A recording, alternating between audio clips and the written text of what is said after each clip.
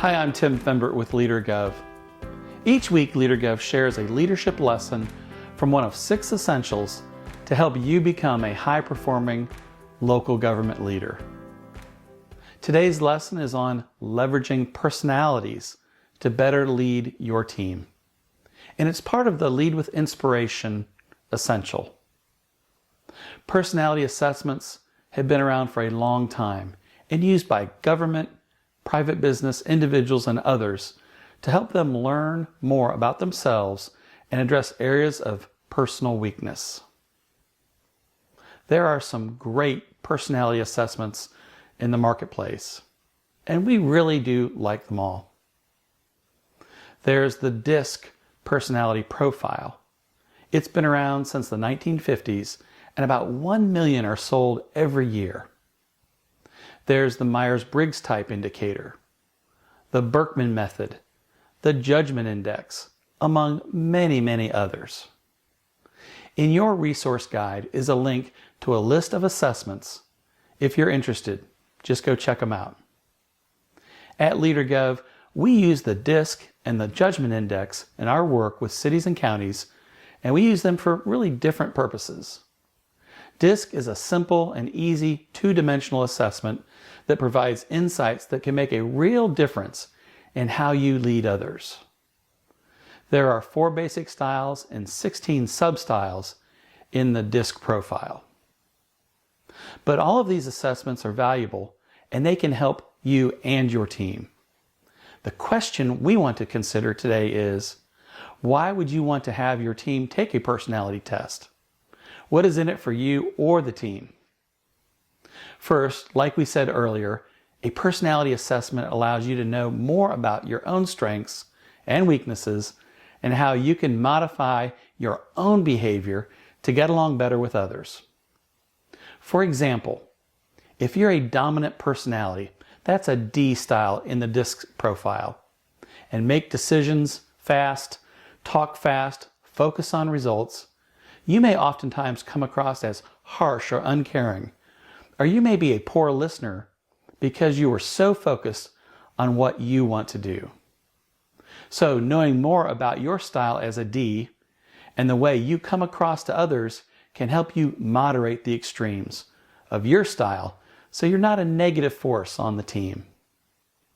But perhaps the bigger benefit of exploring personalities and taking personality assessments is that you as the leader get to know the styles of the employees that you serve. In knowing their personality style, you can then modify or tailor your leadership to get the most from each person based on their style. For example, if you have a C-style person on your team who is focused on quality in process and accuracy in the DISC, that person is a C. And you have a project that requires a need for accuracy or needs to be improved in some way, then you'll want to have your C employee work on that. And that would be very motivating to them. On the other hand, if you have an I-style employee on the DISC that's called an influencer, they like camaraderie, collaboration, and being out front.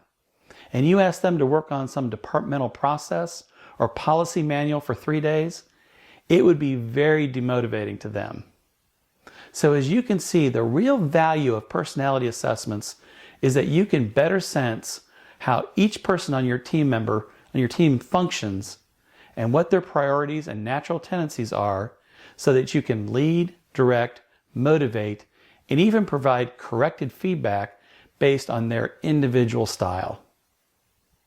As another example, if you are giving corrective feedback to a person whose style is cautious, more deliberate, quiet and supportive, you will want to ensure that they know your value to them and that they provide input for improvement to specifics. They will want to know that you can do better to support the team, what they can do better to support the team. So you'll want to share that with them. You want to also encourage that person to not take feedback personally, that you value their input and support, but you need their improvement in certain areas. If you want to motivate someone who is an I on the DISC personality circle, someone outgoing, talkative, and collaborative, You will want to ask them to do things so that they can engage others, get in groups, and discuss things or create things from scratch. They love to be with people and get consensus. So leverage their natural ability that way. It's very motivating to them if they can be used in that specific example. So as you can see, as a leader, you are aware of the personality. If you are aware of the personality styles of those that work for you, you're able to much more effectively tailor, select, and target your tasks and projects, as well as your motivation and feedback based on who they are and how they function. You can purchase these types of assessments from any sources, and we encourage you to do that. At LeaderGov, we offer the DISC assessment, and the prices range from about $65 to $150 per person, depending on the type of assessment you might want.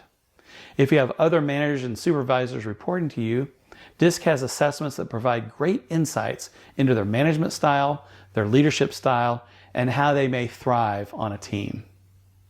No matter which assessment you choose, we want to encourage you to consider leveraging personalities and know-how and personal competence in the way you lead your teams.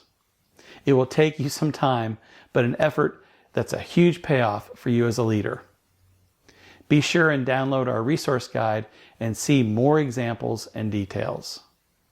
Now, we'd like to hear from some local government experts on this important topic. I think, Bill, the biggest thing that we've done as an organization is we've trained together. And through your company, we've had a lot of dialogue and we've had a lot of training. Doing the DISC assessment's a great example. Better understanding the personalities of your team helps those discussions.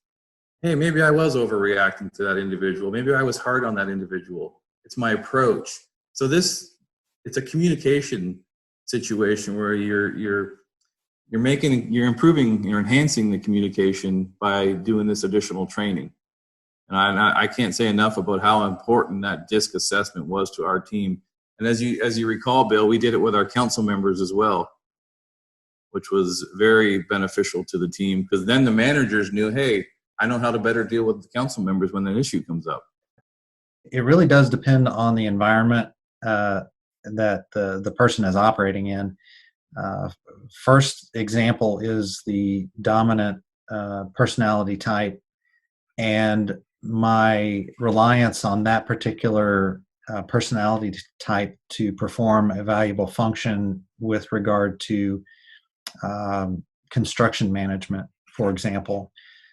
There is really no room for flexibility or for accommodation in that setting, and that personality type is invaluable in that particular environment and setting, where it's probably not as important to be accommodating to different personality types or styles.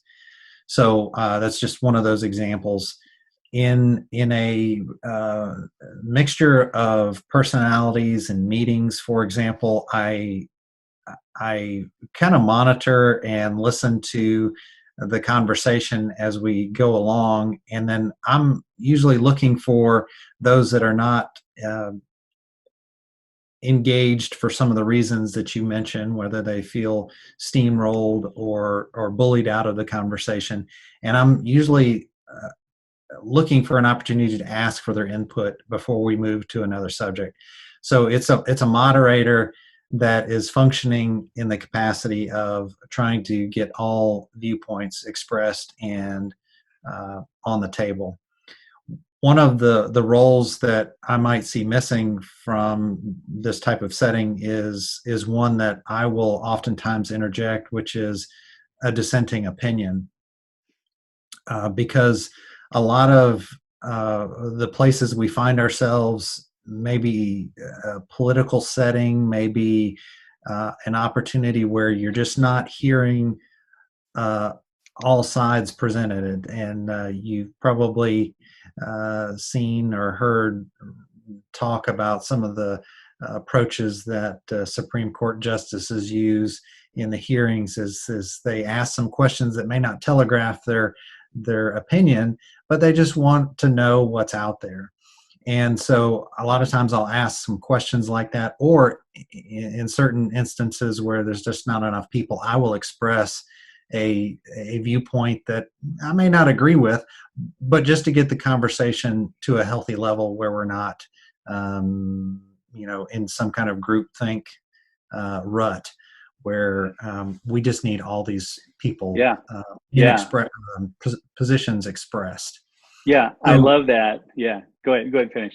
Well, and you've kind of expressed what the negative side of that is that someone with really good ideas is just not going to express them in a setting where it's either not safe to do so, or is not encouraged, or they get bullied out of the conversation. So I kind of, you're just kind of sensitive to the dominant personality type.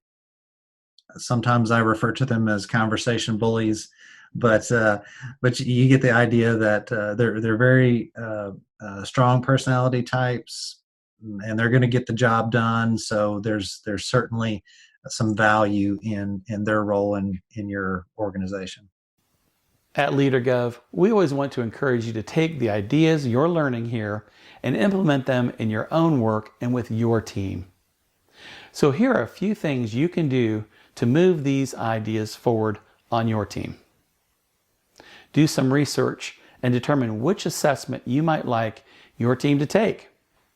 Hopefully, if they fit into your budget, you may want to ask your peers in another city what they've used.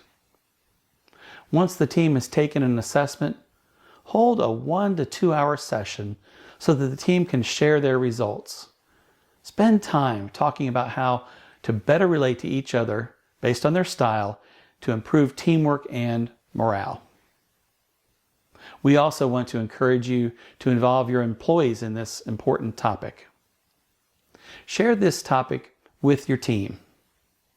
Have them take the assessment, but be sure they know why you want them to do this, to allow the team to be better related to each other and improve productivity, morale, and effectiveness.